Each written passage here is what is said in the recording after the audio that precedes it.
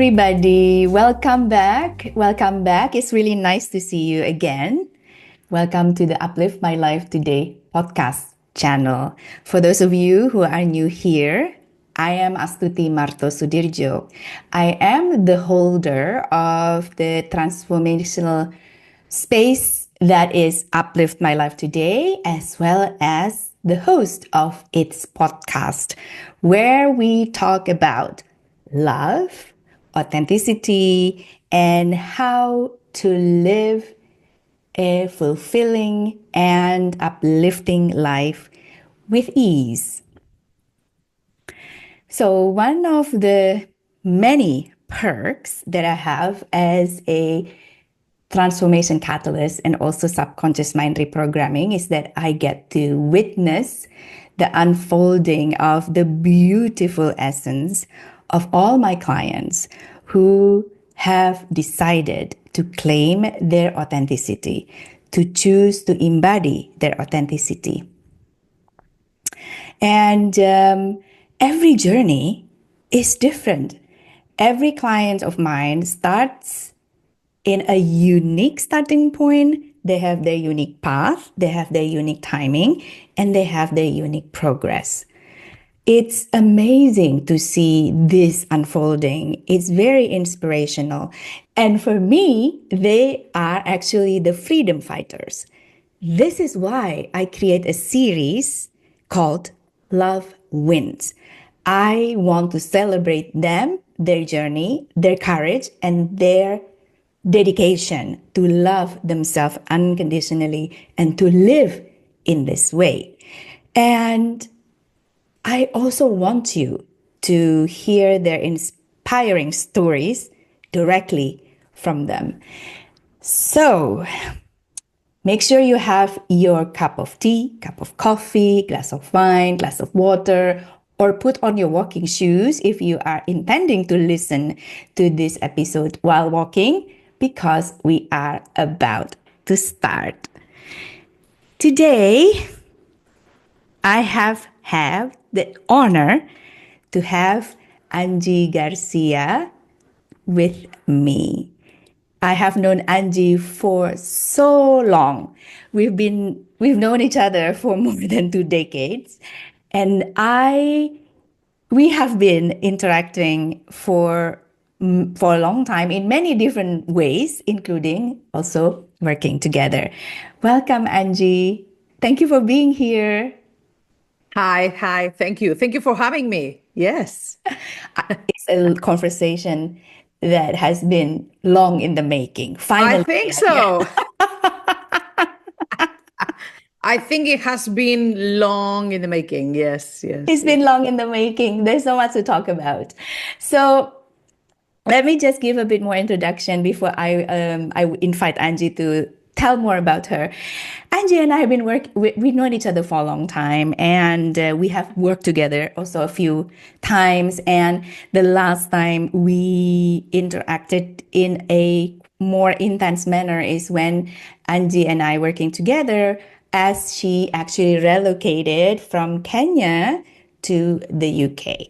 Now, Angie is one of those people who have lived in many countries. She has relocated herself as a single person and also with her family to many different countries, exotic countries. And so physical transition is not necessarily new to her. Yet, this last transition that she did from Kenya to the UK actually triggered life transition bigger than just physical transition. And through this interaction that we had, we both learned that physical relocation is never just physical relocation. It is actually also a relocation, quote unquote, of her spiritual, emotional, and mental beings. So there is so much that Angie can actually share from this journey. My role in her at the time was to be a facilitator for her inner transition, and I was always excited to see her progress.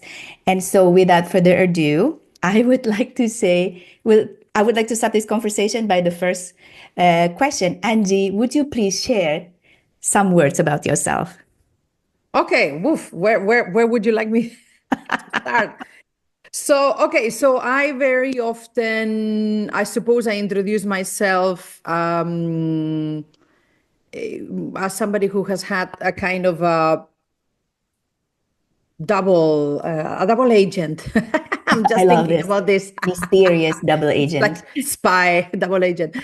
I've had like kind of a quite two different lives, if that makes sense, when it comes to professionally. I've had a life where I've been in the corporate, much like you, actually, and much like you, we have reached quite senior positions in the corporate. But then something has happened that has actually showed us like an alternative Yes.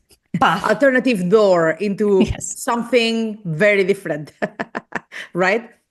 And in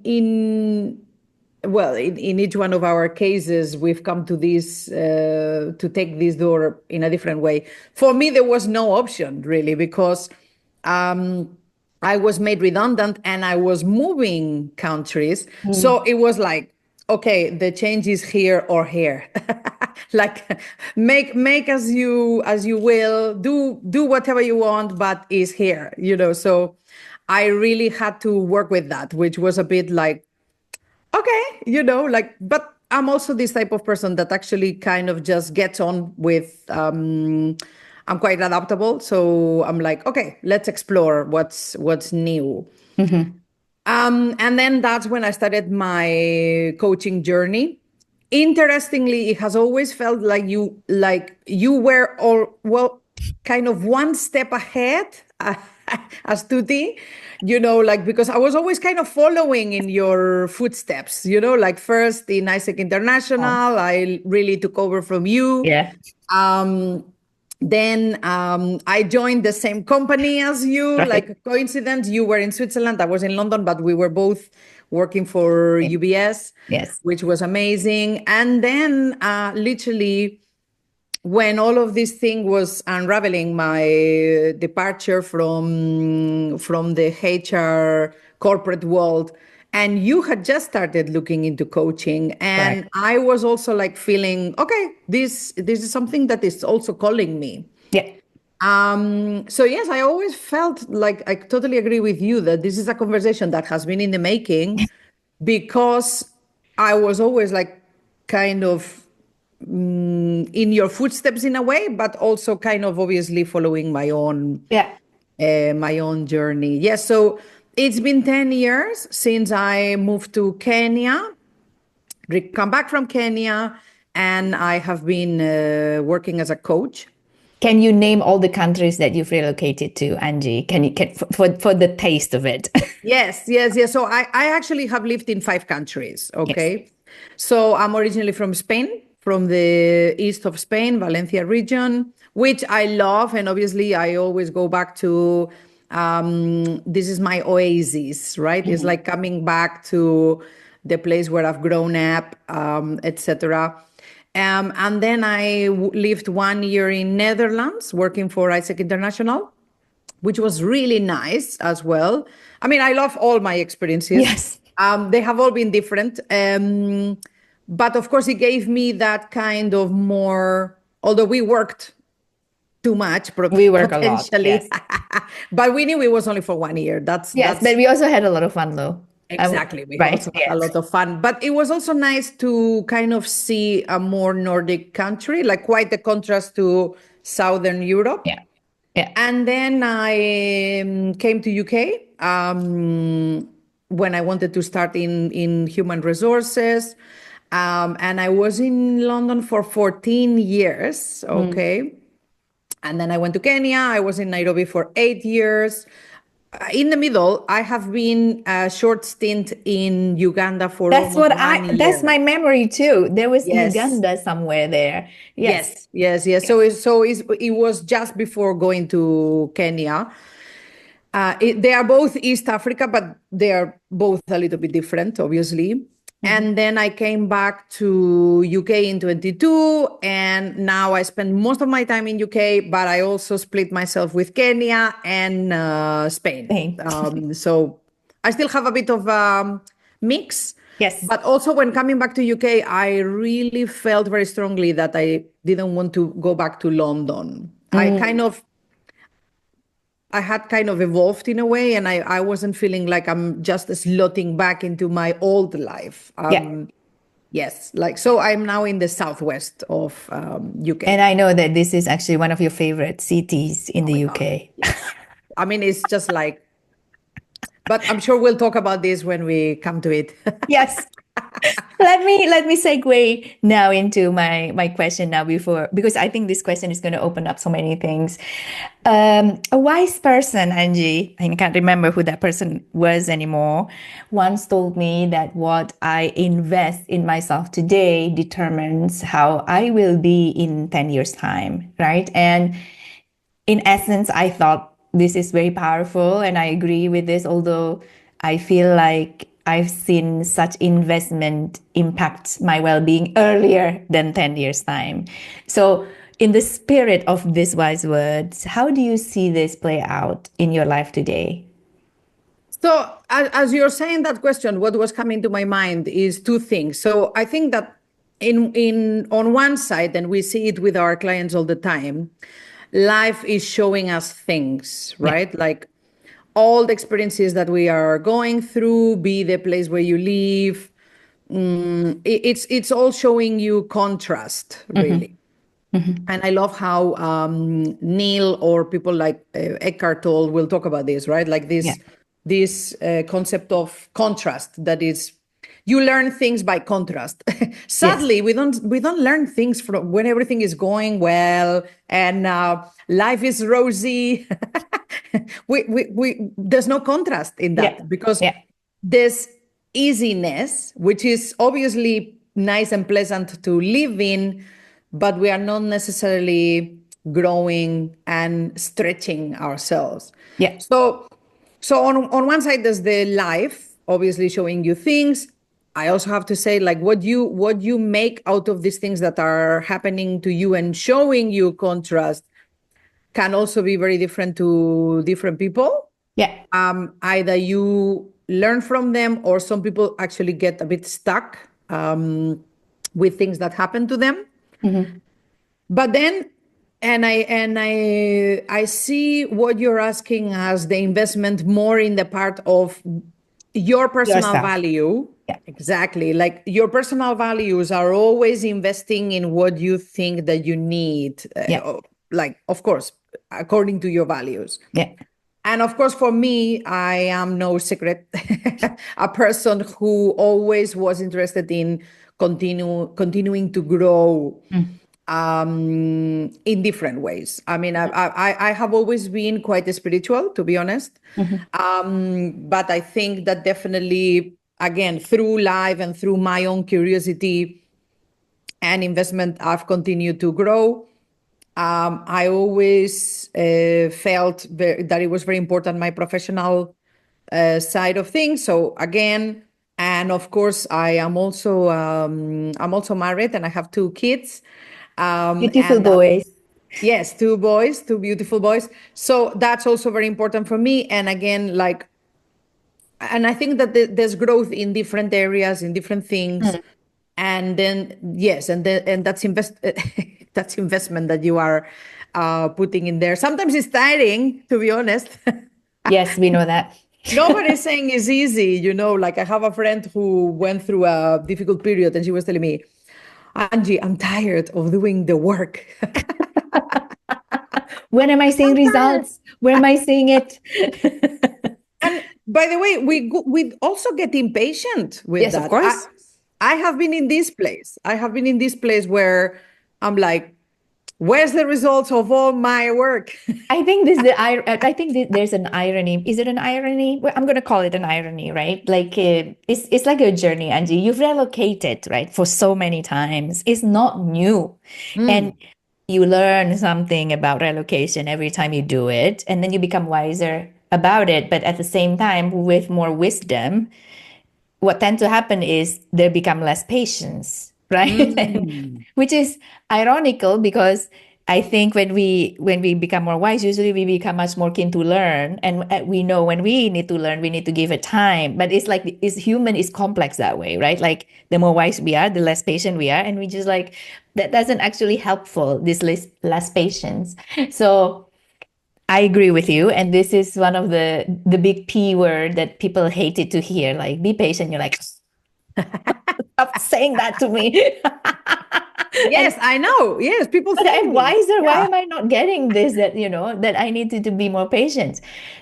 I have a specific question about your last transition from Kenya to the UK because it's coming to a place where it is actually somewhere that you're familiar with, right? Because you were for 14 years in London. Of course, it's a different town, but like generally, you get a hang of the UK as a country.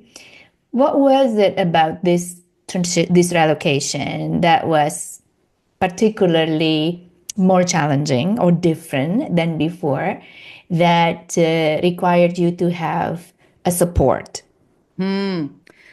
So there were so the short answer to that question is I needed to do a lot of healing, Mhm. interestingly. Okay. Okay, personally. Like remember, and here I'm going back to the things that were going on in life, actually. Right. Please. Okay, so I needed more healing, basically.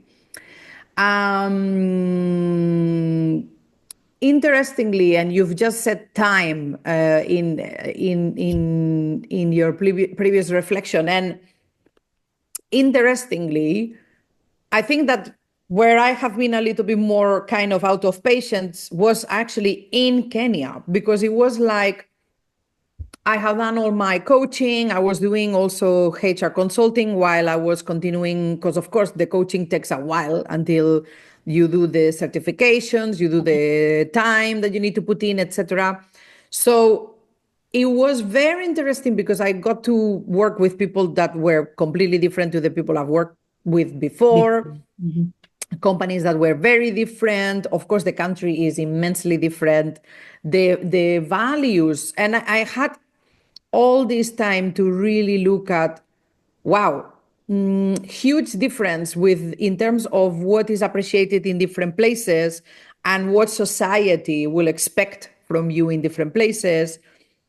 But I think that towards the end of my time in Kenya, there was a sense of something was kind of not fully happening. Mhm.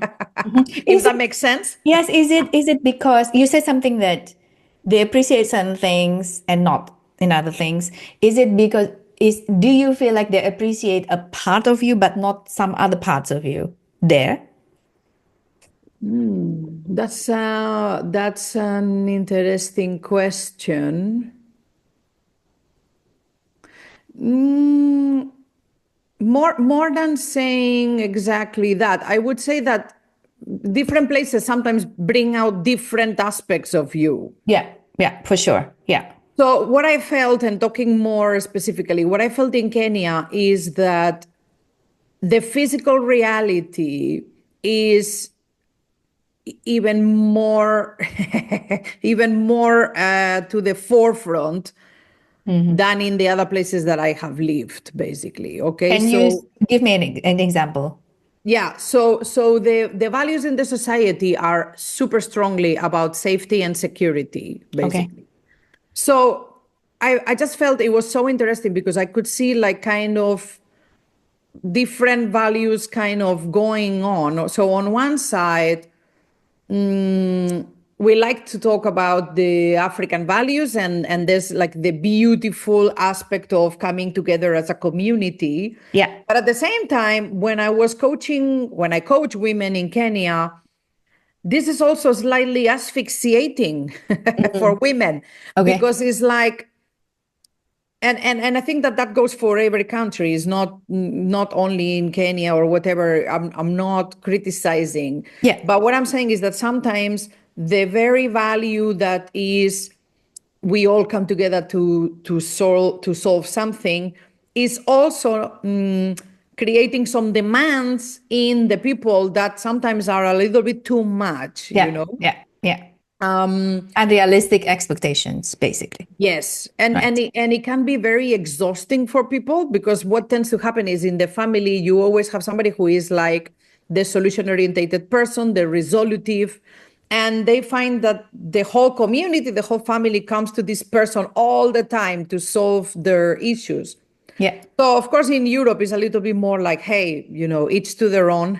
Yeah. Yeah. It's Much like, more, okay. less communal and more Although again, in individualistic. Southern Europe, I always say the Middle. Southern Europeans, we are the Africans of Europe, Yeah. Of Europe. because we also have that more kind of sense of extended family. Yeah. But there is definitely that boundary. And this is where I'm going, like I just felt that there is almost boundary less. And the expectation in the society is like you have to give yourself without boundaries.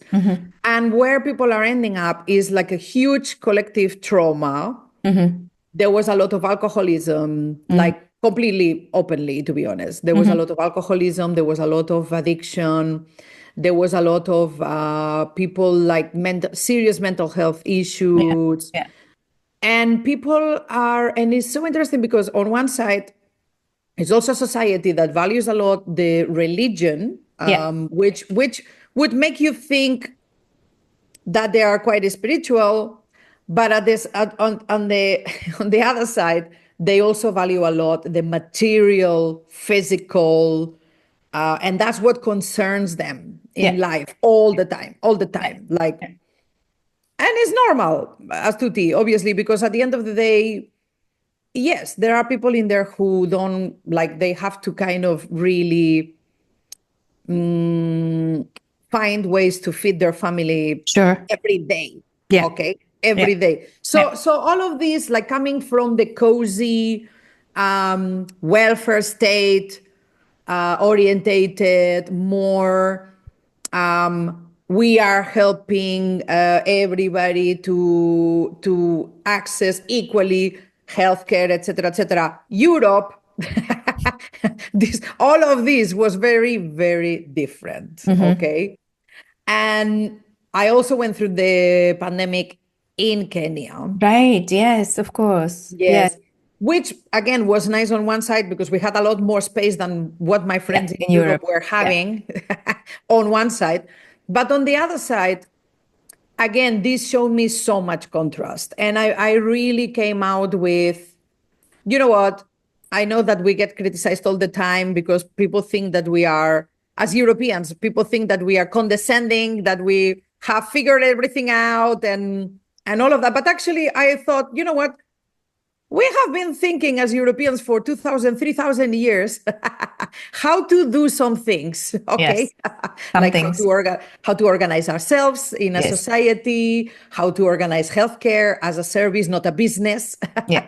Yeah. And I just thought, actually, we have a couple of values that are right, you know. Being in the contrast like this for how long were you there? 10 I years? was in Kenya for 8 years. 8 years. Okay. Which is beyond 7 years. My mark is always 7 years is a cycle, right? So it's The like, 7 year cycle, you're yeah, right. yeah, Yes. beyond a cycle, which is like there's if you are a steak, you are well marinated, in 7 years. So I agree with you. Yes. how does this impact you as Angie? How this experiences, observation, contrast, how did because that I would imagine how that is what you coming out from Kenya with on the way to the UK, right? Yes. Yes. So And remember that I said I needed healing. yes, yes, yes, yes. The way it had impacted me, it was really eroding me. Okay. It's difficult to explain how exactly I felt What I was is a start. eroding? What you Eroding is like a stone identify that is as? in a river and it keeps on being Yes, less dragged and less, right? and slowly. I Right. think it was, and I work with lots of women who have kind of lost their spark, basically, you know? Yeah. And I think that this is how I was feeling. I was Right. feeling like all this collective trauma, all these collective problems, I don't know what, because it's also a society that tells you openly all these things. So the Mhm. people that work for you, they tell you, I'm having this problem. My mother is like this. I don't know what, blah, blah, blah, Yeah. blah. Me. Like, I cannot find money for this. I cannot, Yeah. my son, blah, blah. In the end, it's like, oh my goodness. It's like the whole especially, day you hear this. especially if you are a sensitive Yeah. person. There you go. Okay. Yeah. Especially because remember, I'm working with people. Yeah. Okay. I'm working at the time almost, although I had now and then some other clients from different countries, which was nice and refreshing. I was working almost 100% with lots of Kenyan women, Mhm. okay? And we're all the time, I just felt, okay, God has sent me here to be the challenger of structures. I'm like, That's a good way of giving a meaning out of the situation. Actually, because you have to have a meaning and you need to create it, not other yes. people, right? Yes. Because I was a very different woman Right. coming from, so I was a woman and that was the same. Yeah. Okay. So to be honest, we are all in a universal, the same simulation. We are Yes. all in the same simulation. We're all in the same game. Okay. Yes. We are all in the game of the human experience. Of course, now some people will come out and say, oh, some people have had the luck to be born in a postcode. Yes, I totally agree with this.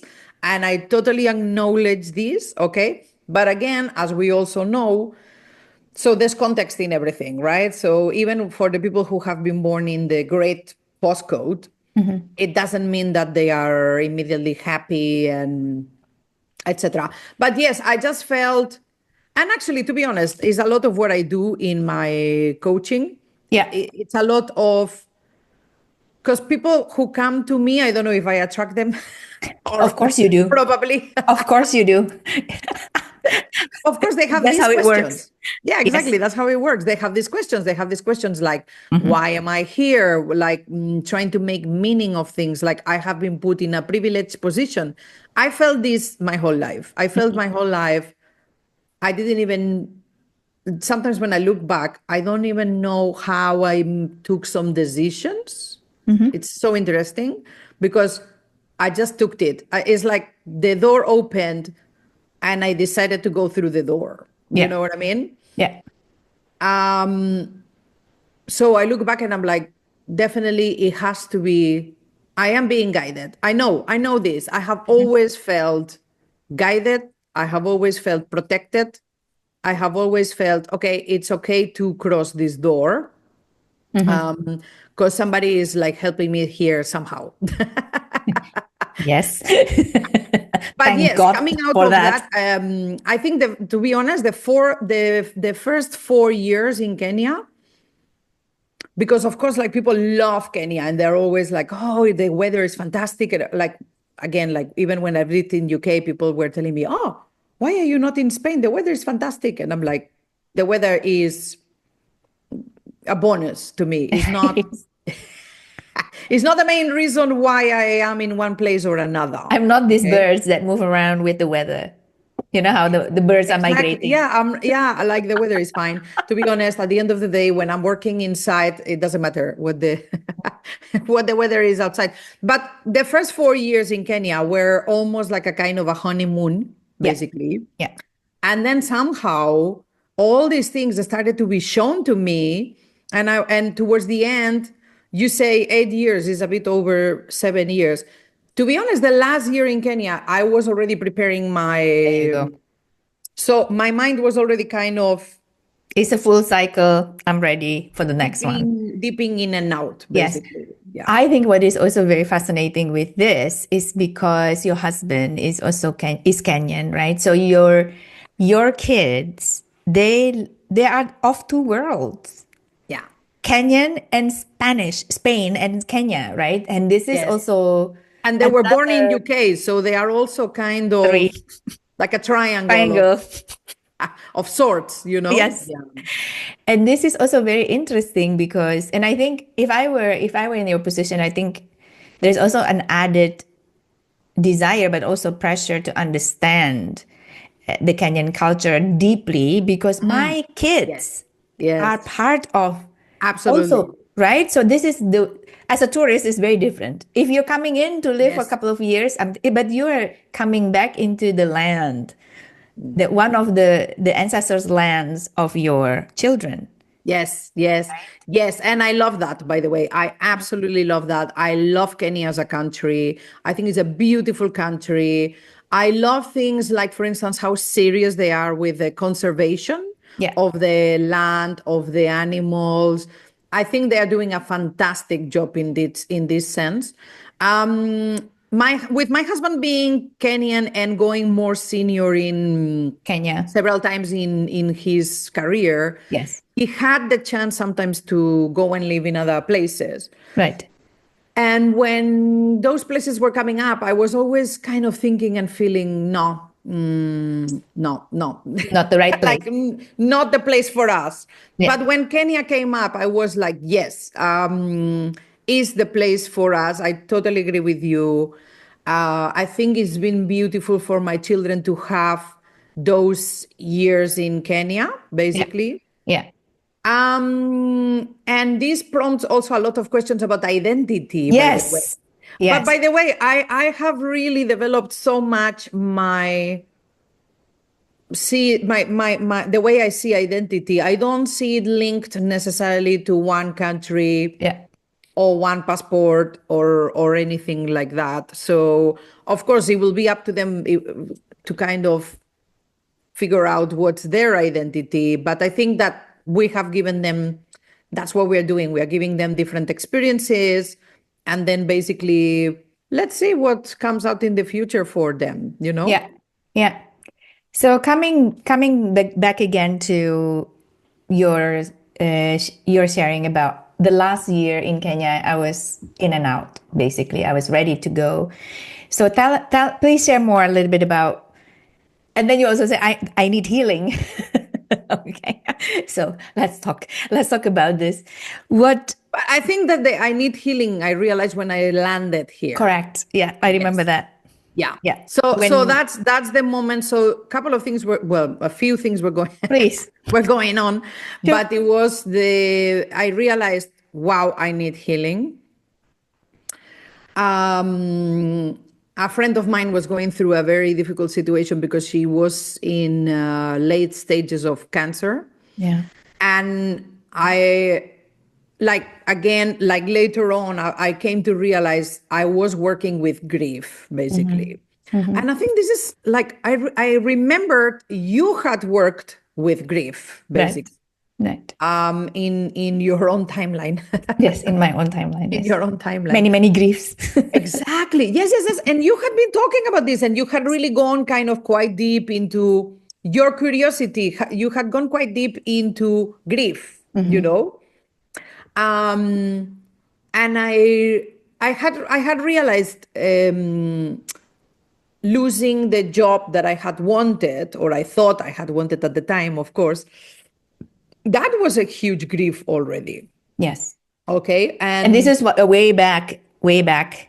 yes, that's Right. so I realized already Yeah. sometime before anyway. Yes. But I've also, again, remember, I am a person who probably makes meaning and who probably goes like, okay, there's a reason probably. I still don't know, but there's a reason probably why this was happening. So I'm more accepting. Mm-hmm. And this is what I realized in life. The people who are getting stuck, definitely they seem to resist more acceptance, but that's completely normal because I think that we all have emotions and we have moments in our lives where it's difficult to let go of something. Yeah. Okay. And I think the other thing I worked in Kenya was letting go of the image of myself that I would be like a corporate senior person, let's say. Mm-hmm. And interestingly, even when I've come back here, I still had a residue of Mm-hmm. maybe I can still go back to the corporate. I don't know. And I had some friends were telling me, oh, but Angie, you could be definitely like a head of talent somewhere. But somehow, every time somebody was saying this, I was a bit like, do I want to be a head of do I want to be a head of talent in some big company Yeah. today. I was like, I'm not sure. Yeah. I'm Yeah. not sure Yeah. that, And it's valid, right? yeah, You it's have valid, gone through an unusual path when you left to when you left for Kenya. So the question becomes, do I go back to the old path, or Mhm. what? Or am I creating new path, or am I staying where in the path that I have now? All Totally, this, right? totally. Yeah. Yeah. But I think in Kenya, I already let go of the idea of people seeing me as a title. Right. Okay. Yeah. And that was so interesting because this is a society that really values status and title. Mm. And it's so interesting that it was happening there when people, and again, in my life, I have really felt being different. I'm comfortable in being different to others, quite You frankly. comfortable or uncomfortable? I am comfortable. Okay. Yes. Good. Yeah. And this started like in my teenage years. I realized I had the potential and I always think about this. I always go back to this. In the teenage years, I realized I had the capability and potential to be a very good student. Mhm. Of course, I'm also a people person, so I'm quite relationship based and etc. So I had to make a choice. I had to make a choice of do I go ahead and be very visibly the best in the class, even if it's going to cost me potentially? Because the relationships people, we see things like this. We see Yes. things Yes. like, okay, if I progress in this, if I become a little star here, will I overshadow everybody else and they will not want to be my friends? Yeah. Yes. I recognize this a lot. Well, and I know that for people who are more kind of task orientated, it will sound like that's ridiculous. Yes. But for people, But no. these are the fears that you have when you are on this side of the equation. Yes. Okay. Yes. So anyway, so in Kenya, like definitely when I would say to people I'm a coach or I'm a consultant, they would be looking away already, like trying to find the next CEO or the next MD. And I really grew comfortable in this. You Yes. know, it's like, you know what? How people see me doesn't define who I am, Mhm. basically. Mhm. So, and I think that that's again like an important, again, if you are a relationship person, not to only be validated by your environment, it's important, Yeah. basically. Yeah. So I was comfortable with that, basically. But yes, then coming here, I was working on uh, I needed healing, Mhm. basically. And one of the first things that hit me when I moved here, so I've moved into this beautiful historic city, okay? Yes. and and the first Beautiful. Yeah. reflection that I had moving to Winchester, so Winchester used to be the Anglo-Saxon capital of England, okay? So it was the capital before London. Yeah. And when you walk in the historic center and so on, like honestly, if a building is not like 1,000 years old, it's not old, Yeah. you know? Old place. And this is my reflection, and my question was coming up for you soon here. So Sure. Oh, yes. it's Yes. like, ooh. Ooh. So my reflection was birthing something that is worthy, birthing something that is spectacular, like not just okay, takes time, Yes. okay? And then We sometime we need later, we need 9 months to produce a baby. That's spectacular. absolutely, yes, and you're And right. And elephants is a bit longer, baby elephants. again, pregnancy also showed me a lot of Mm. this, like that, and there's so much because like there's so much of the contact with you with the baby. There's so much about the how the baby develops their brain, especially in the last term. And pregnancy was like a 100% showing you the way, basically. And you also feel when you've been pregnant that you need to let your body guide you. See, this is the creation process. I'm so happy you brought this up. Creation process is never within our control. Yes. The Yes. real creation process of something spectacular. It's not here. And if you probably ask Steve Jobs, he probably would agree with this Oh my also. God, of course he would. I Yeah. always think that people take the side of Steve Jobs that they don't really get the No. real still Steve Jobs. You know, Yes. the guy, the real Steve Jobs is the guy who was reading this autobiography of a yogi every year, Yes. blah, blah, blah. You That's know, it him. also took him a long time Yes. and a few episodes and happenings to kind of really bring his to bring his creation, Yes. because that's Ask that's what it Nikola is. Tesla, ask Einstein, ask all this Galileo Galilei, the Galileo Galilei, Galileo. I mean, Yes. whatever. Like, Yes, it takes time. Oh, you're gonna love this because actually, so after I've made this reflection about time, and again, I'm seeing this time in the beauty of what's surrounding me. yeah, Okay. Like literally, I'm like the cathedral is 1,000 years old. I'm walking in the water meadows, which is where kids used to walk. Okay. The poet kids.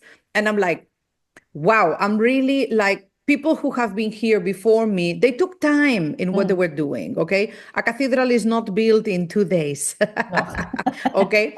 So, anyway, so you're going to love this because the one thing I read or saw a video, I think it was a video. I love how some historians on Instagram are talking now about the history behind some things, yeah, okay? yeah, Because it makes it a lot more interesting for children as well yeah, and stuff. yeah, So Newton is the person. He was in London. I can't remember exactly what happened. Like, don't quote me on that. But he ends up all of a sudden going back home. Okay, back to like he ends up being retired from the world, right, basically. Okay, from this physical reality that is always like overtaking us. No, like yeah. now I need to do this, that, I don't know what, blah blah. So he ends up, and that's when he actually came up with his theories. Like I loved it. I loved it because he then even I would have to kind of look for this again, but I think he called it his wonder years or something, years of wonder or Because he was something like wondering that. a lot, like Absolutely. wondering Yes.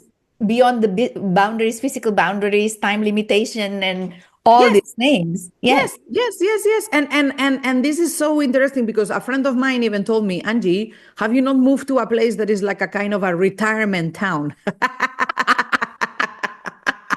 But I'm like, no, to me, it's not a retirement town, okay?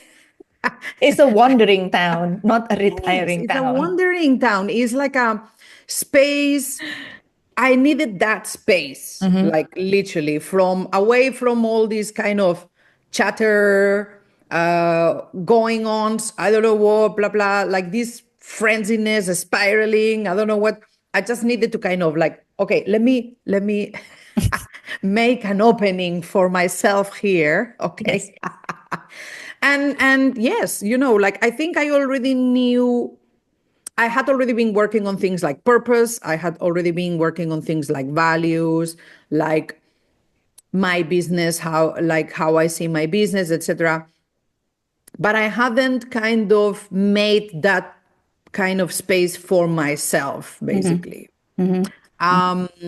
Yeah. So it was really nice, That's actually. beautiful. It's just beautiful. I love the message that incredible creation requires time, space, attention, patience, all these things. And also, one thing that a lot of people don't like to say it, but I'll say it, is also a divine process. Nobody is writing manuals on how to be pregnant. I mean, there are a lot of books about pregnancies, but they're not really telling how pregnancy works.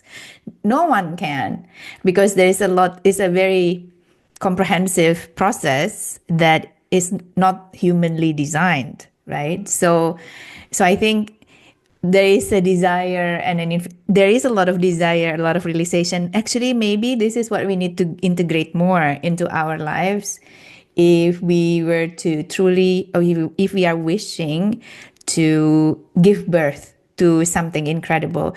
And that thing could be anything, right? It could be a song, it could be a painting, it Yeah. could be a program, it could be a company, it could be anything. It doesn't matter. Everybody has their own thing. Um, Yeah, I love that.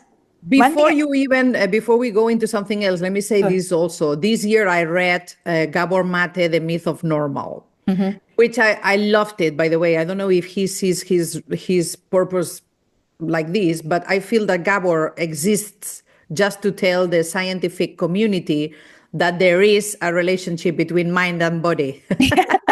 Well done, Gabor. Well done, Gabor. So Yeah. it's like, so reading this book felt like I'm reading the book of his life. Yeah. Okay.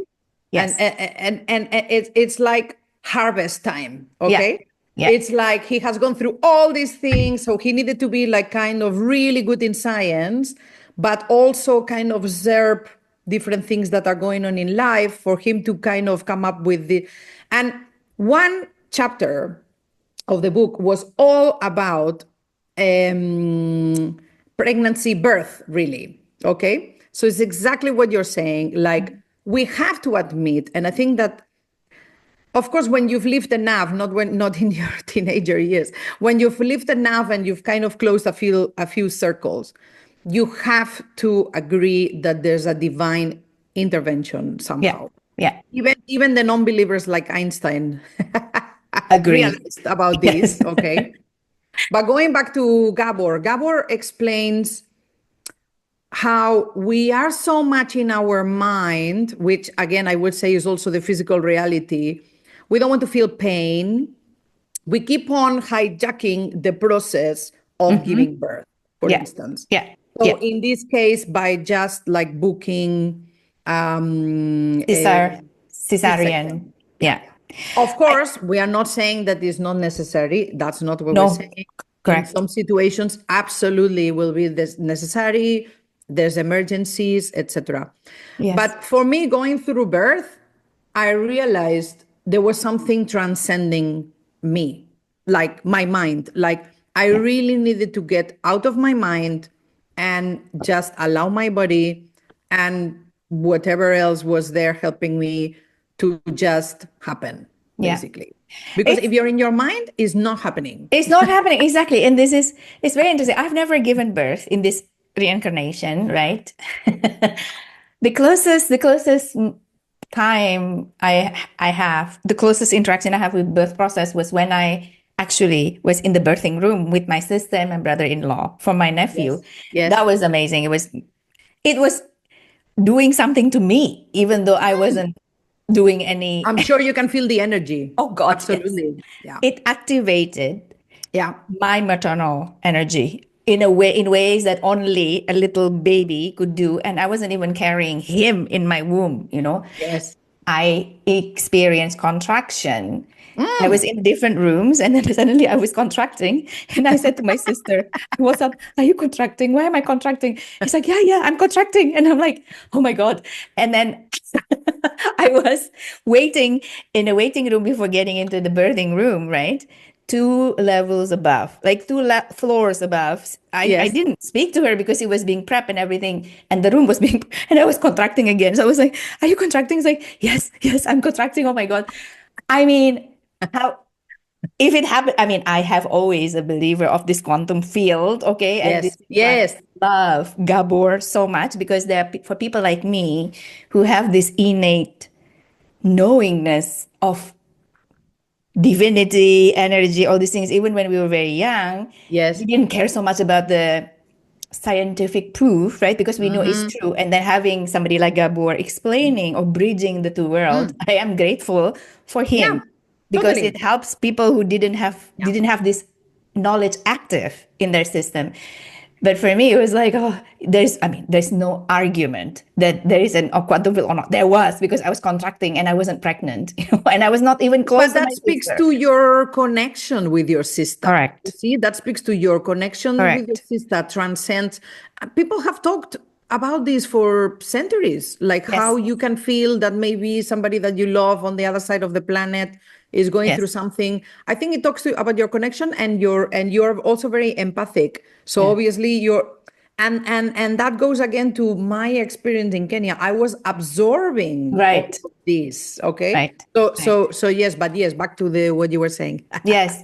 So Yes. yeah, it was just So you amazing. felt it basically, yes. Yes, and I also Was it remember. painful? Was it painful? Oh, it was painful. And I was thinking, It's painful, yes. But again, like and again, like recently somebody was talking about if you saw a woman giving birth, you would think that you need to run to and you didn't know that she was pregnant, yeah, okay?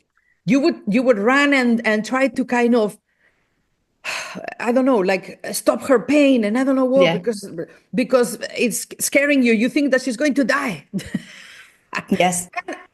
That's the reality. It feels like you're going to Yes, die. it feels like it's called birth and rebirth and death. It's all in the same category. Something is dying. The pain is real, okay? The pain Death is is real. real. But what you get when you go through this experience, okay, and of course we're making a metaphor here Yeah, with sure. people who are in painful lives, right? In painful experiences. What you get on the other side is so beautiful. And don't we describe it as a miracle? We Hmm. do. Yeah, It is like a miracle, you yeah, know? yeah. And I also learned something about my connection with my nephew because I don't. I was only coming to the US about 10 days before he arrived, right? So direct interaction with my sister being pregnant next to her belly. It's like 10 Yes. days and then he was born.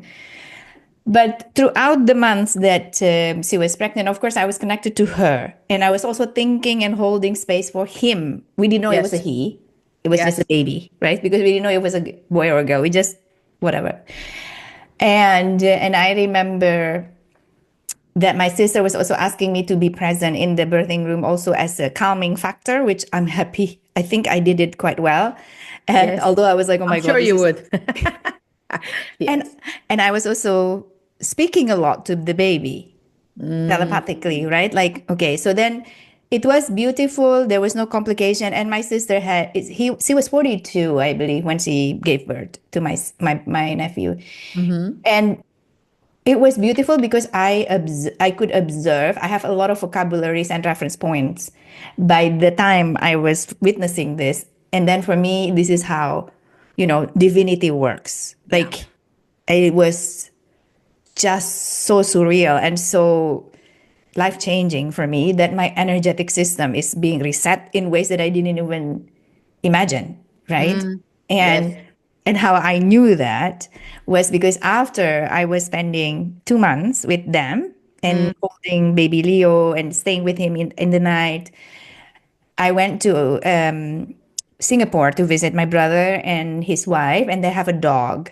This is Yes. adopted dog who is very on edge because she was working to guard or to protect a warehouse, etc. So she's trained to be looking for problems, right? So every time I visited, I always have to remember to stay cool, calm, and wait until she's ready to come closer to you, Yes. etc. That visit, and then my brother was like, "Oh my God, what is happening with you?" When I entered the house, she came and she just immediately put her head on my laps and Wow. this dog. And I was like, oh my God. And I started caressing the dog. And my sister in law and my brother was like, what is happening with you? And Your maternal instinct yeah, definitely went to yeah, a different place. exactly. So this is this is a miracle of life, right? I wasn't pregnant at all. Never was ever in this lifetime ever. So there was something magical with this, right? And this is to say that there's so many things at play when you are Yes. in transformation, Totally. right? Yes. It's Yes. beyond what you are able to Yes. perceive. Yes. But And I think that now that you're saying that also, like, so we've already ascertained I needed to. So I came here, realized, wow, I do need to heal. Then yes, there was the grief thing going on. yes, And then when we started to work together, if you may not remember, but one of the concepts that came up for me to work on was trust. right, right. And I agree with what you're saying. Like we don't realize we are absorbing things. So there's an openness in us, basically. And I think that I had gotten to a point where somehow instinctively, intuitively, energetically, I felt that I needed to kind of protect myself somehow. Mhm. But the way I had done it was to kind of stop trusting Yeah. some things, like stop trusting life almost. Yeah. It was kind of making me a little bit more cynical, Yeah. you know. Yeah. And working with you, that's one of the things that we worked on, the trust. It's Yeah. like going back to that trust, going back to, okay, even when things are painful, even when things are difficult, keep yourself open to what is being worked here. Mhm. There's a divine timing, there's a divine creation, yeah, so kind of be open to that as well. That's so beautiful, Angie. What have you, if you look back, right? It's been 2 years since you moved to the UK. If you look back, what is it that you feel like you've healed the most? The grief for me, which I think sooner or later in life is important to face it, even if it's like a very dark Yeah. kind of prospect. I feel I have healed that a lot, basically. And there's a certain, again, openness, trust, coming to terms with, you know what, there's a time here and then there is a transition to the next time, the next. Again, if you are, we are so interesting as humans, because if you were religious or if you were spiritual, you would believe that there's something beyond here, okay? But we also live very anchored in the comfort of the world, the physical reality. Yeah. And of course, like, we want to have the people that we love here. We want to, but it's so interesting, right? Because sometimes we want to have them here, but then we either don't talk to them or we Yes. don't. You're driving me nuts. Go away, go away. Are we really using our time with people here, right? As I in a miss you, but then I'm meaningful. fighting you when I'm with. Exactly. Like, I want to have you here, but then I don't talk to you, or I don't interact with you. I don't connect with you, no? Yeah. Yeah. But yes, so I feel that, and it's so interesting to heal this, Astuti, because I feel that when you heal this, if somebody dies and, like, you almost have a reaction that is like, it's okay.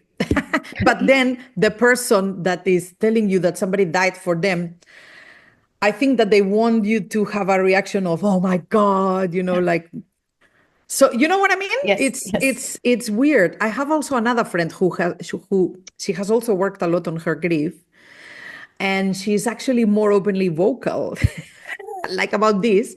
So somebody died, and she's like, well, but, like, it was okay. It's their time. It's like they had a long life. But this is not what people expect as Yeah. a reaction, Yeah. Yeah. Yeah. you Yeah. know. But yes, so I feel I really came to terms with, you know what? So I think it's a combination of the grief, and because it's linked to the trust. It's like, I have to trust that there is a path here for all of us, okay? And even if I would really like somebody to live forever, I have to come to terms that that's not going to happen, Yeah. basically. Like, life is not only about what I want, or what I would desire, Yeah. but is also about understanding that each one of us have their own timing, their own path, Yeah. basically. Yeah. And that's a lot to that's a lot to accept, I think. It is a lot to accept. And not only that, Angia, that's why I appreciate that you're trying to put this into words. The process is bigger than what you can express through words, through I these think so. stories, right? And you're trying to like find words to share in the way that is encompassing what you experience, but it's very difficult. So I appreciate that you do what you can to express this, but it was a very deep process. Yes, it Oh was. my It's God, is a deep is process. definitely one of the deepest processes. And I'll tell you something else, like because some people, I've already seen this also. Like some people say, "Oh, when a friend of yours or whatever," like people compare all the time. Okay, like they say, "Oh, but this is just a friend of yours, and she's only sick. She's not dead yet, or I don't know what, and blah blah blah." So it's worse when it happens, and it's like, or it's worse when it's your parent, Mhm. and it's like, I'm sure it will be really, because extremely luckily my two parents are still here, so Yes, that's nice. that's nice. um I'm sure it will be obviously very difficult, Mhm. but I still feel I have worked at a deep level on it. At the end of the day, each one of us knows what we have worked on. Yeah, Does it make sense? yeah, And sometimes other people telling you, "Oh no, no, it's not the same." Well, pain is pain.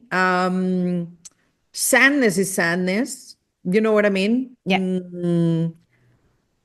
Yeah. How can we compare sometimes? We don't really know what others are feeling, do we? yeah, yeah.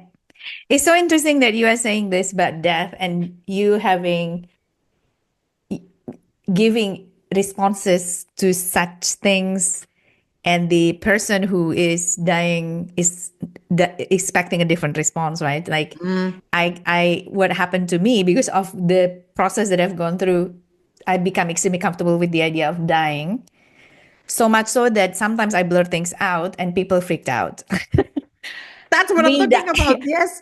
Me dying, not them. And then Yes. they're like, "You're not gonna die. Don't talk to me like that." And you're like, "Oh, sorry," This is because the in Africans. The Africans don't like to talk about death at all. Like they literally don't even want to do a will, because to them it's like calling the death. death. That's what they say. Oh God. This is very interesting when you said, I said, "Oh yeah, I have the opposite reaction." Because there are times when, as you know, when you go through transformation, very, very often, if not almost always, there's always a path of total darkness, right? Yeah. Total darkness. Yeah. And what I realized also with my own transformation is that the wiser you are, the deeper you go, right? Yes. And Yes. it's like the way I try to explain to people. Sometimes you could imagine you have to dive in a swimming pool that is 10 meters deep, but it's a swimming pool. But as I was progressing further in my process, it's more about deep sea diving, 20 meters, 30 meters by yourself. Everything is crushing as you go there. So it's very difficult to explain this to people, the sensation, but there's a physical sensation of crushing, Oh yeah. And Totally. Yes. I've There were been there were there. days that I'm like, I Yes. can't do anything else. I've been there so I often can't this I can't do year. anything else other Yes. than just be in this moment, And in then this crying as feeling, in long as this I pain. want, Yeah, whatever. like Yes. cry, like, Yes. which It's is good. Cry is exactly. emotional release anyway. Exactly. And this is coming from the depth of places where my conscious mind has no memory whatsoever from this incarnation, right? So, and there are times when I'm like, I don't know if I can go back up again because I'm too tired, You're like in the bottom of the sea and you're like, whatever. Yes. You know? And I blur things out like, okay, maybe I won't maybe I will go in, right? Like I will dive and then maybe I won't go up. And you sit and thinking, okay, do I have everything in place? Is it easy for my siblings who are abroad to pack up all my things in case I'm dead? This kind of things. It was so real when I was feeling it, Yeah. and there's no fear about it. But then when I say this to my siblings, of course, they're like, okay, wait, let us sit with this for a minute.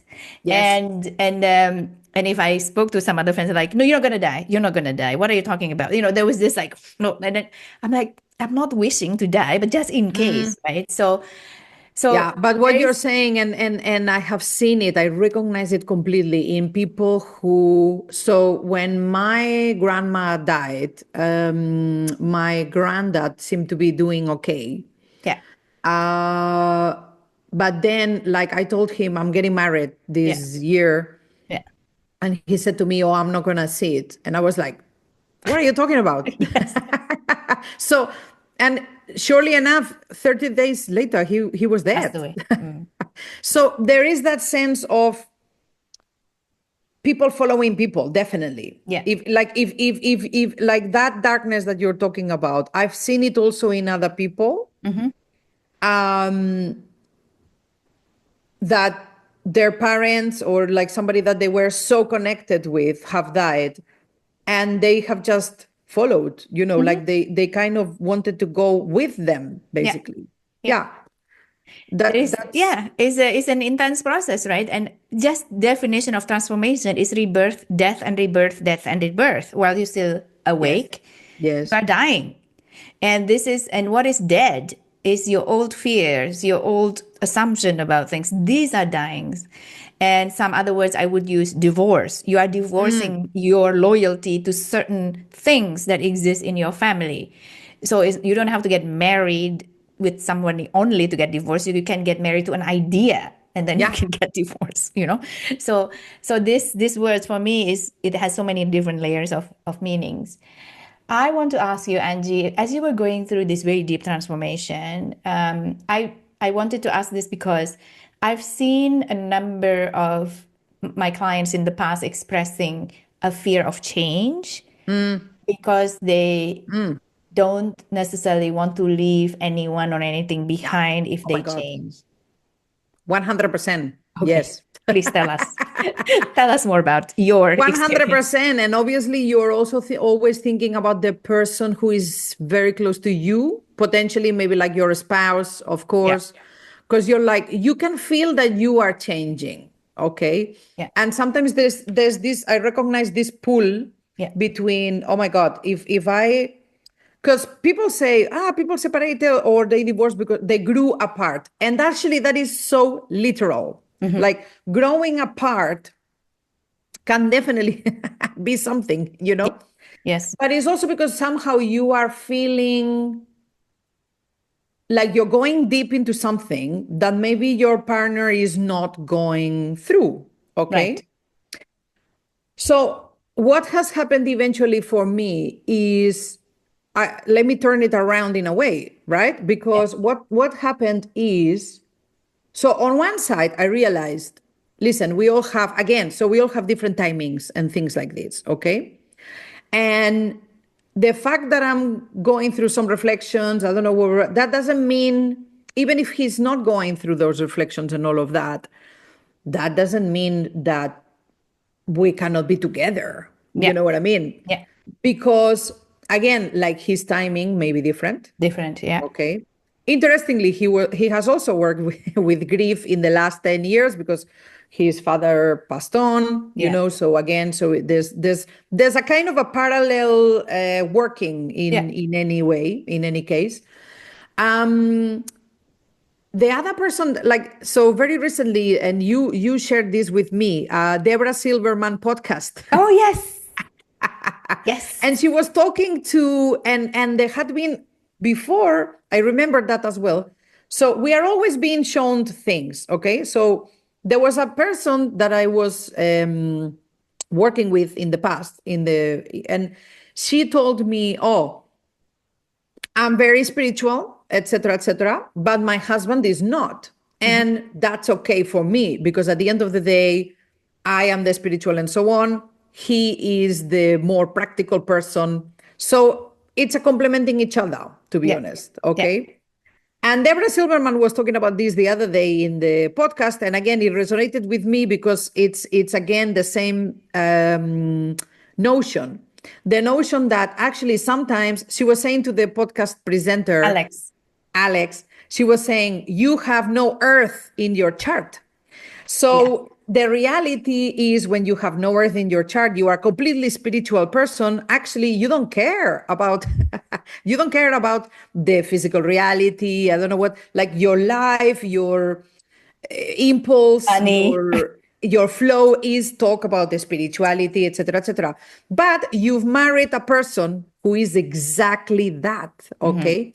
And she was saying to him, and in that sense, you've hit the jackpot. Mm-hmm. And I think that this is what people are sometimes not realizing, as to the when they are going through this and they're feeling the pull of, oh, I'm being taken in a different place. To be honest, as far as this is not a problem with your, as far as it's not kind of a complete reaction to your environment, I mean, you still need to exist in this environment somehow, Yeah. okay? Um, you can be, I don't know, a hermit of sorts, but you still need to exist here. You still need to pay bills. You still need to take children to school, do things. I don't know what. If you have a person who is really complementing you, that's a strength. You shouldn't see it as a problem. Yeah. You know? Yeah. It's Yeah. amazing because exactly because I think coming back to why I have this podcast channel is about authenticity, right? That's being authentic to Yeah. you because Yes. Yes. it really some people we all have I do believe that we all have special plan, but we also have the free will to say no, I don't want it anymore. I'm gonna Exactly. Yes. resist it, Yes. right? Yes. Or I'm gonna embrace it.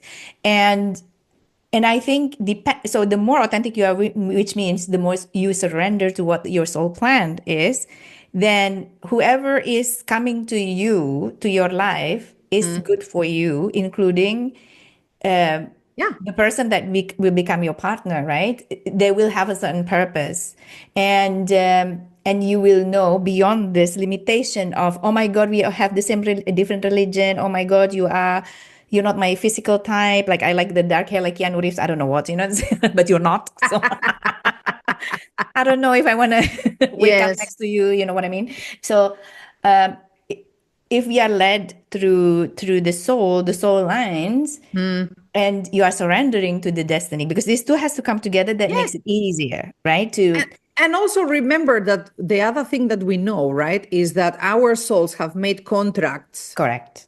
when we've come. And again, like in Kenya, I really deepened a lot more into Hinduism, Yeah. so reincarnations, like soul contracts, etc. And so this person is showing you something, Yeah. okay? And you are showing something to them, Yeah. right? Yeah. So your souls are here to help each other, basically, Yes. right? So Yes, that's it, you absolutely. know? Absolutely. And this is the other thing. I'm going to touch quite a sensitive topic here Yes. because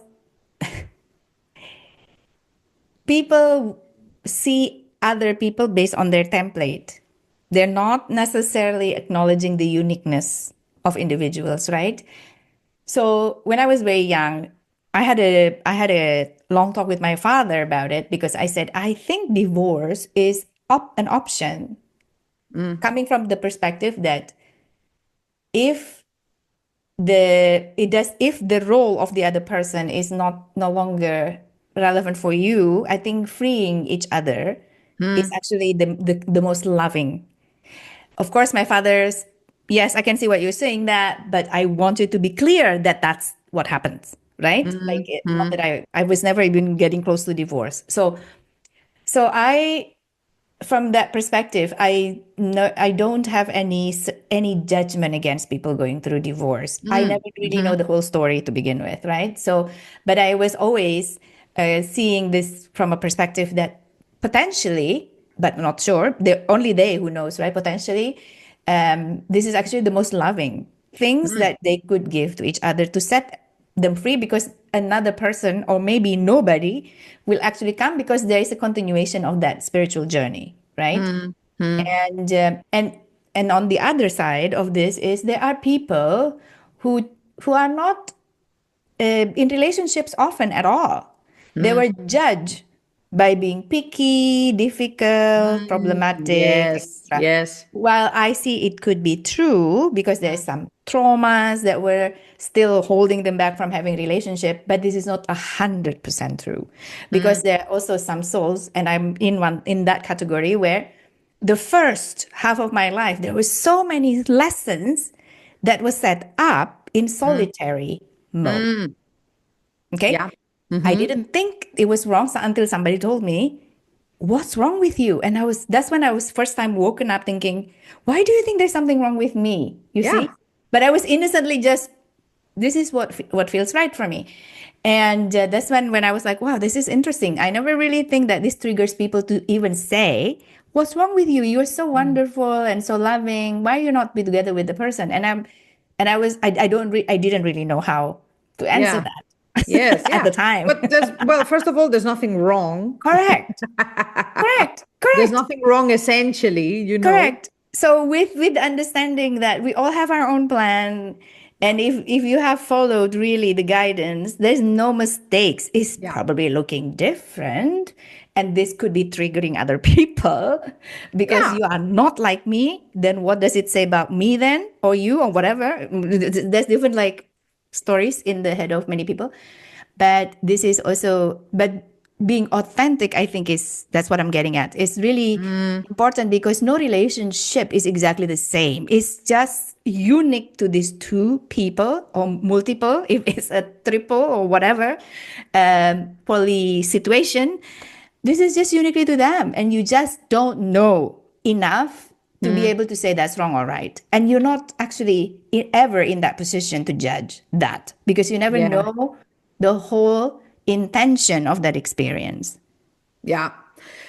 Wow. On this one, like to be honest, I've always been so like, it's your life. right? Do whatever works for That you. way. Because remember, like I said earlier, I decided at some point to sit comfortably in my difference. Yes. So Yes. when people say, "Oh, Angie," the other thing is that we also get into the very bad habit of saying, "You are this, you are that," and what you see, the behavior that you see, is not what the person is. No, correct. Like only the person knows who they really are, basically. Right. Okay. Yes. But yeah, so to me, so it's interesting, of course, like when you're not married, probably lots of people would say, "Oh, not in a relationship." Yes. Again, because of societal expectations, etc. Lots of people would say to you, "What's wrong with you?" In my case, lots of times people have highlighted things like, "Oh, you're so brave, you're so courageous, like you've done all these things." I don't know what, and it's like, to me it feels authentic, not courageous necessarily, but I understand why people Yeah. think it's courageous because it's showing them again a contrast. I think when somebody says to me, "You're so courageous," it's because they are somehow acknowledging that they are a little bit scared to to kind of maybe accept the callings that they have received. Yes, yes, and I do understand. I do use this word to my clients, right? Because I could not, even when we had the discovery call, I said I can never tell you what your journey will look like, right? And Totally. I just don't know how deep we're gonna go. But one thing I know is that we're going to be guided, right? Yeah. I'm following the guidance of your soul, so that is what keeps us safe, right? Yeah. Yes. But of course, 100% of the time. It's Yeah, messy. and I think what we're talking about is really responding in an authentic way. Yes, If that feels authentic to you, then go ahead. yes, If it feels a bit like, I've had times and situations where I was like, "Oh, I think I kind of like to do that," but then I found myself I needed to really mastermind so many things for that to happen. And it goes again back to the creation. There's a creation for you. So if something is not happening, and so interesting, I don't know what it is about this year, but this year I work with lots of high achievers, hmm, as yes, you do as well. I work with lots of people who they have really created things out of their own energy. Okay. And the one of the issues with this type of people is that they have done it so many times that they think that I is, got it. I got it. Yeah. I yes, got it all in and my that bag. Yeah. most importantly, they think that it's all coming only from them, Right. Which is not. which is not, No. which is not. We know now is not, it's just like somehow, okay, it was meant to happen, so they were also doing it. But this year, I have had so many clients who have been so frustrated because for the first time in their lives, they are not able to create what they want. Yes. And we have been then talking, I've been talking to them about, okay, what I'm feeling is like, if it's not happening in the way you want, this is showing you something. There's some mastery of some sorts that you need to work on Mm-hmm. before going ahead, Yeah. or Yeah. maybe it's not the right thing. There could be lots of things, but I feel that if something is not happening for you, there's something that is trying to be shown to you that you need to work on, reframe, reorganize, maybe even shift completely your goal. Yeah. Maybe if the goal is not what is supposed to be for you. Absolutely. Absolutely. There is a shift of that for sure. My goodness, there's a big shift. We think we have There's shifted, a big, but big we shift shift because even more. I think there's no coincidence that these people I'm talking about are people who have been very successful in the previous way of doing things. Yes. Okay. Yes. But I have been seeing for a while leadership needs to change. What's appreciated. And I talk so much about with my clients because lots of times they are corporate. Invariably, we end up talking about what is success, what is failure, how we understand it. And more people are realizing that we have to define ourselves what is success Yeah. for ourselves. Yeah. Like we need to let go of what expectations, societal expectations is saying success is or Yeah. failure is. Failure is information that you're just getting, Yeah. basically. I think there is a deeper shift that is going on, and I know you know this. We created a definition of success based on what we perceive what we are, right? As soon as we realize we actually not just that and more, we will redefine success. So I think that's the main thing, right? Because if you think that you are a human being that is supposed to just comply, then you can fit the key success is really, yeah, you deliver this according to certain things. But then if you realize that actually I'm more than that, and I'm choosing to embody more than that, and then you have to redefine everything else. And I think what I've been seeing in the past 10 years, only since I came into this profession, I still remember 10 years ago, talking about intuition in a corporate setting is like a no-no. Oh my God. Oh my Yes, I God. agree with you. Yes. Eliminate this word. Yes. What A intuition? few We years need before, data. We need yes, more data. we need more data. A few years before that, do not say the word burnout. Do not say the word burnout. You cannot use Totally. this word in this bank. And I'm like, yeah, but it Yes. is burnout. What else? What else would you call It it? is No, burnout. no, it is Yeah. burnout. Yes. So it's catching on, right? So the things that we kind of like, I think we are all intuitive being or multidimensional being. Now it's like catching in, right?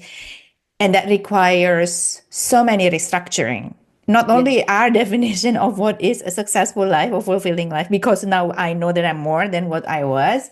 We also needed to create new structure to accommodate the moreness of who we are and what we are, right? So this Yes. is a very interesting period from individual perspective, but also system perspective. So I just love to say this on records. So if Yes. we talk about it again in a few years' time, I'm gonna laugh.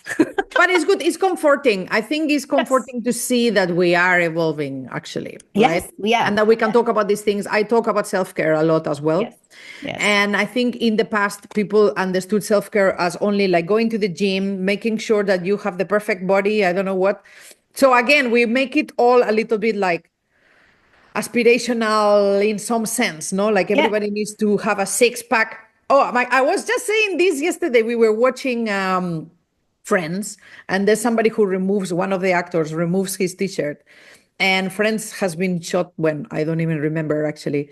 And I was saying to my son, if this was recorded in 2024, when the guy removes the t-shirt, he would have a complete six pack. Yeah. Because again, the expectations nowadays on the movies is that the men and women look like incredibly optimized, like and all of that.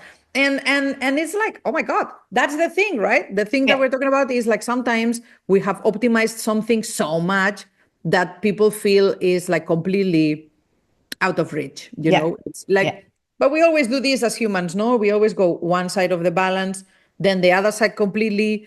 That like it really takes some time to kind of things to readjust and feel comfortable Yeah. with talking about Yeah. burnout.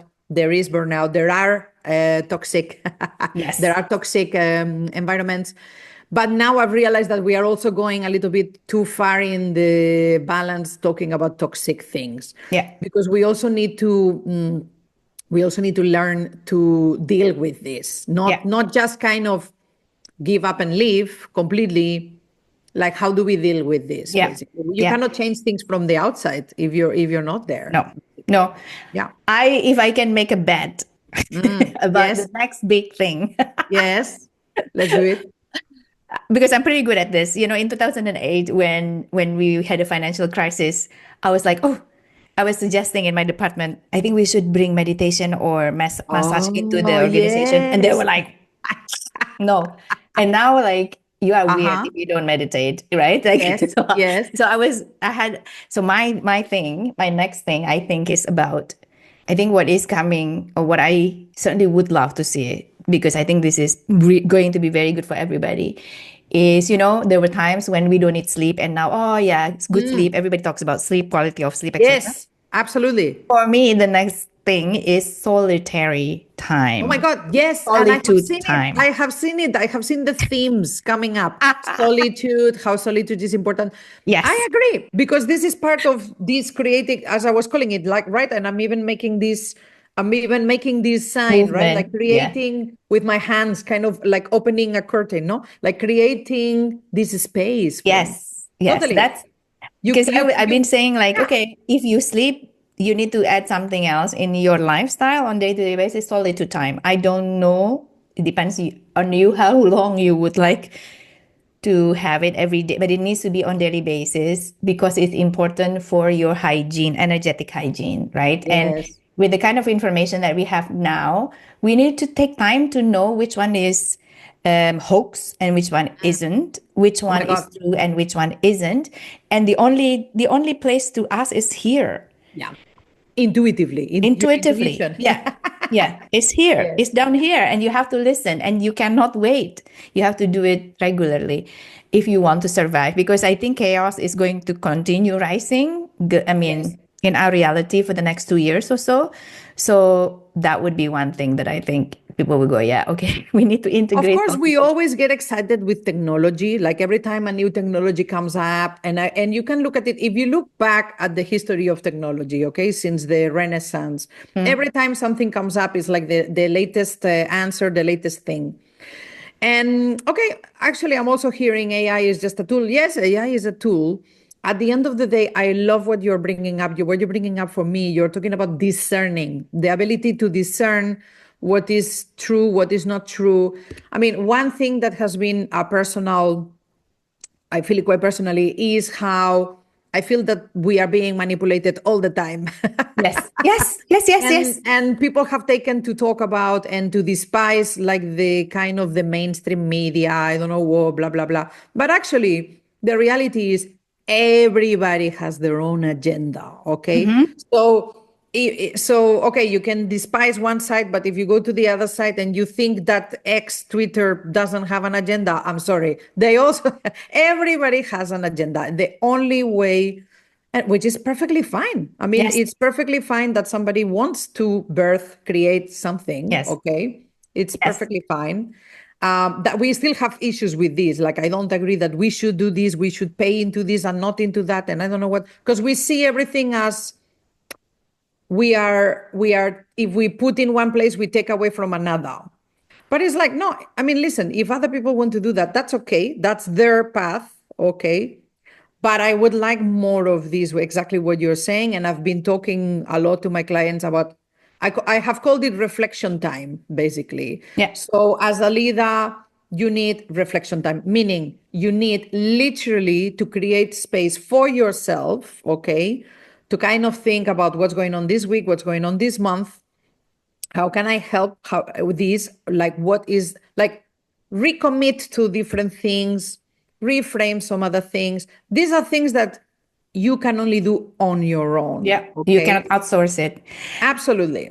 Yeah. I heard a very nice sentence from Alex's podcast. I can't Yes. remember who he invited into his this episode, but we are being we talk a lot so much about artificial intelligence, but Mm, human is source intelligence, so we are actually way better of in course we are. many different Yes. ways Yeah. when Yes. we are able to unleash the natural design that we Yes. are not fully optimally using the design that we are. Yeah. Actually, we are much more powerful and much more resourceful than what we perceive to be way better than us. So this is like another thing to think about, right? Because Yeah, but don't you think that actually we're always trying to create something external to us? of course, Right? but this is Without recognizing, I agree with you, without correct recognizing that the true power is in us, So because we are the one who is creating the thing. So I absolutely. was So of like, course, in my work, because I work so much with corporate people, executive yeah, coaching, etc.,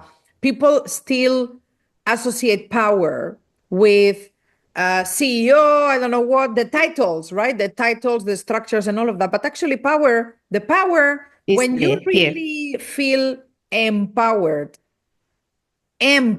is in that embodiment in yourself, basically.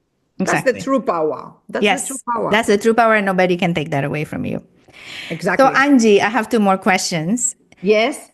And I have your question as Oh, still God. again.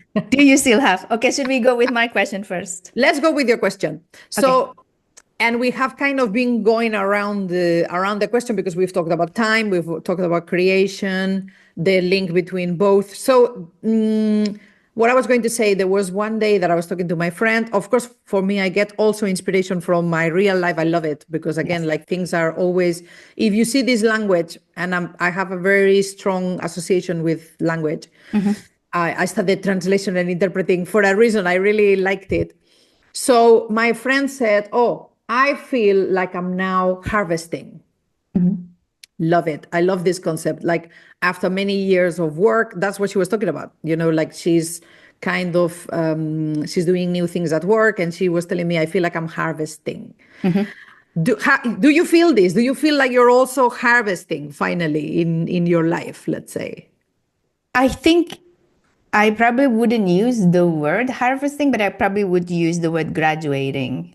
Oh, nice. Yes, yes, yes. I mean, of course, you have to use the word that Yes. resonates for you. That's Yes. for sure. I Yeah. think the harvesting is what is coming after the graduation because Oh, it's, you know what I mean? So I think I yes. feel like the past 50 years is about it, the really top level theme is really about being my authentic self, right? But then the question becomes, who are you? What Mm, are you? What are you embodying?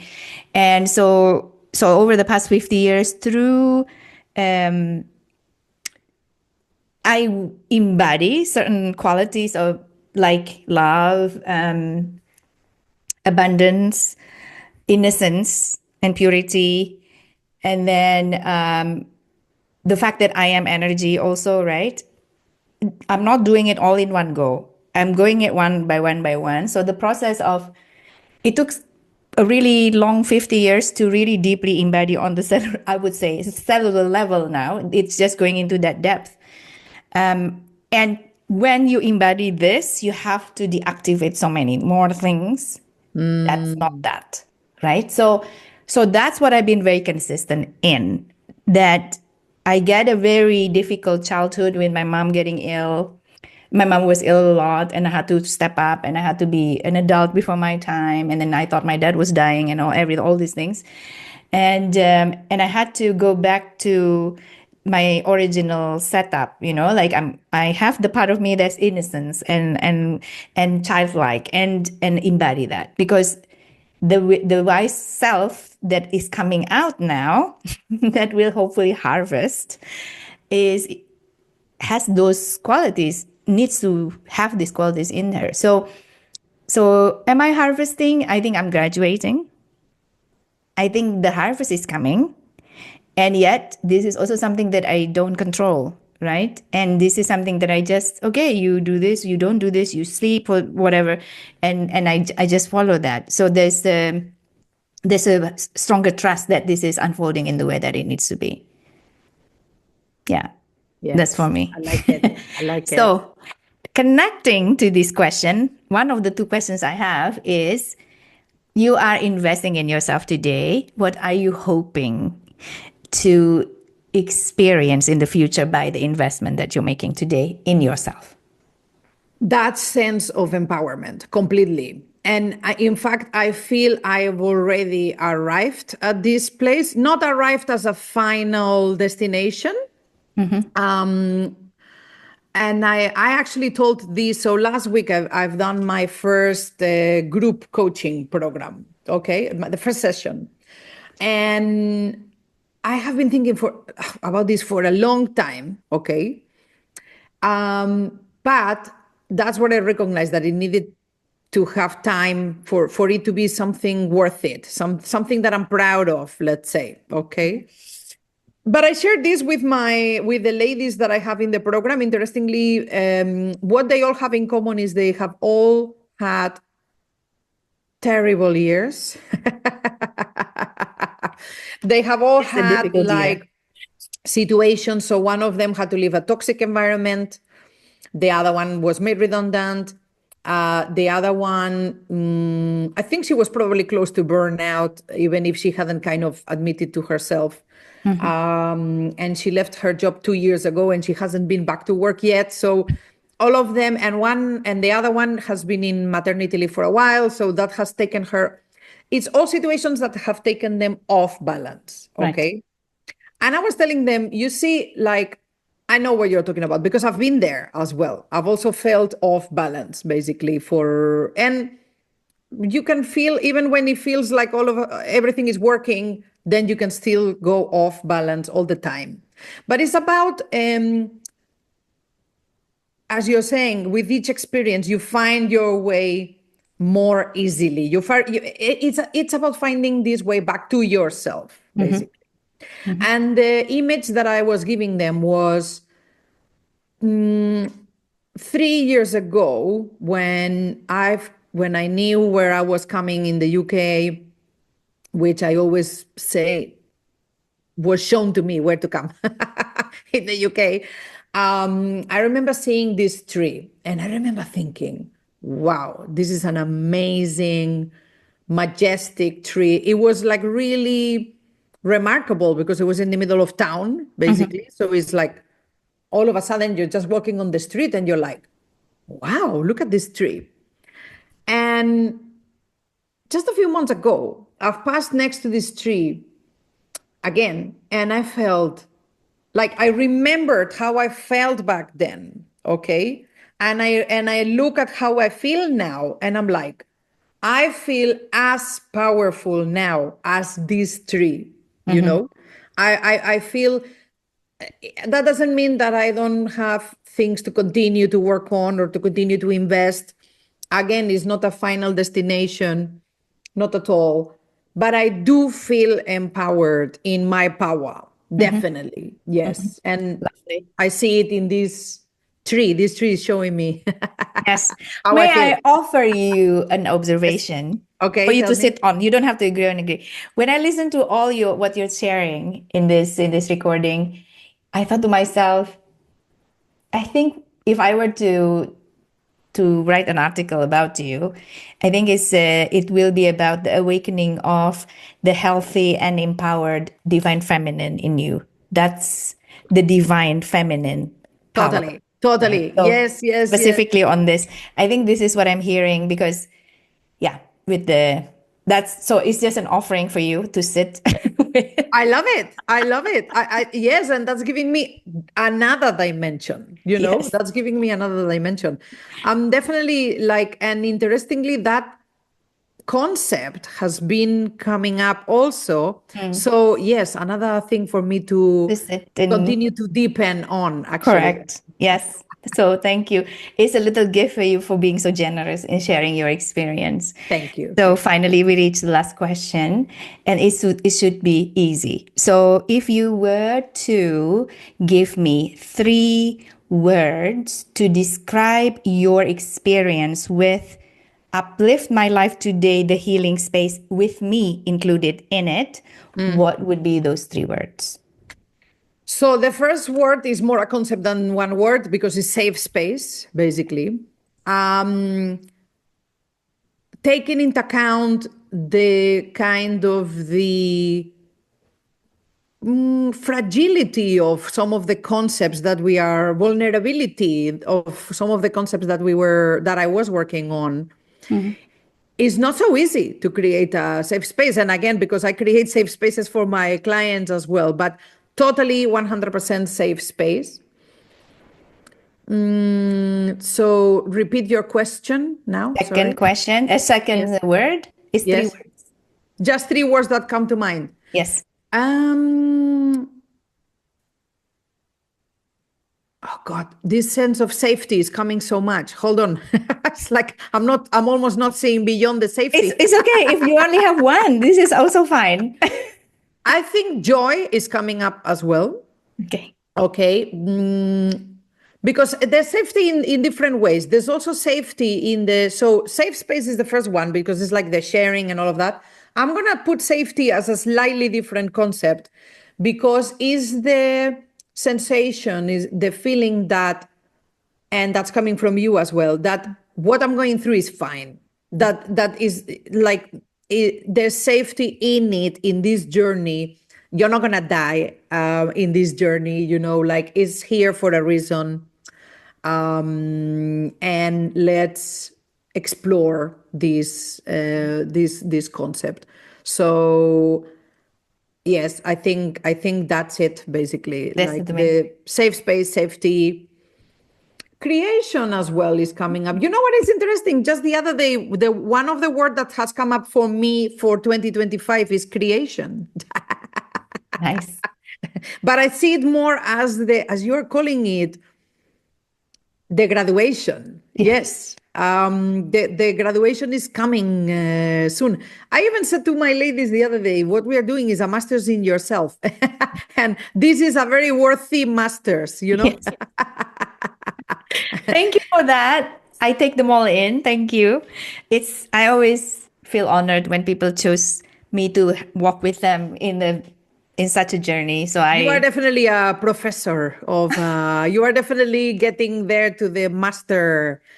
Yes, to the master level. Well done. thank you. Thank you. PhD, Thank PhD. you. So Angie, that would conclude our chat today. We can speak a lot more, but I think there's a lot for us both and also the listeners to sit with, to ponder, and to reflect, to bring in, to embody from this. And I really hope that everybody actually take their time to do that. So thank you again for being here. Thank you. Thank you for having me. I love that you're calling this series the Love Wins. We haven't even talked so much about it, but I am the eternal optimist. Even if I wasn't the eternal optimist, I have enough evidence by now. And I always say to my children and to everybody, time and God, like this divine, the divine creation is putting everything in its place, even if it feels out of whack for a while. I really think love wins. I totally believe 100% in this. Lovely, Absolutely. lovely. So before we go, I will also let everybody know that I'm going to put Angie's contact details in the description box. So if you would like to get to know Angie, be connected with Angie, whatever it is, feel free to contact through that contact details. And I have one more request for everyone. As Angie was saying, Love Wins is a very powerful, has very powerful stories. So I would like to ask for your help to like this episode, to subscribe to my channel, and to actually share both the channel and the episodes. Please help me, Angie, and all other speakers to spread these loving stories everywhere. And finally, I would like to say and would like to close with, you can experience the life you desire when you choose it. And there are processes available for you to help you when you need it. And if you do need it, feel free to visit my website, www.upliftmylife.today. So yes, I certainly hope that my conversation with Angie today has touched your soul, your heart, your mind in the most uplifting way. And from London and Zurich, let us love you and leave you now. Stay well, everyone, and see you again in the next episode. Bye. Bye. Thank you. Bye.